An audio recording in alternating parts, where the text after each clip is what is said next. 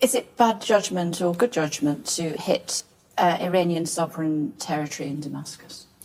Look, that's something the Israelis decided to do. We haven't made a... I know, well, I'll answer the question, which is, I can completely understand the frustration the Israelis feel when they look at the Iranian Revolutionary Guard and they look at the terrible things that they have done all over the world, including the support they give to Hamas. And of course, Hamas were responsible for October the 7th, and that is where all of this begins. So you can completely understand the frustration.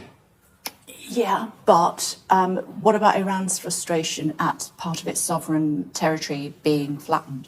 Well, I would argue there is a massive degree of difference between what Israel did in Damascus and, as I said, 301 weapons being launched by the state of Iran at the state of Israel. For the first time, a state-on-state attack. 101 ballistic missiles, 36 cruise missiles, 185 drones. That is a degree of difference. Yeah. And I think a reckless and dangerous thing for Iran to have done. And I think the whole world can see all these countries that have somehow wondered, well, you know, what is the true nature of Iran? It's there in black and white. What would Britain do if a hostile nation flattened one of our consulates? Well, we would take the very strong action.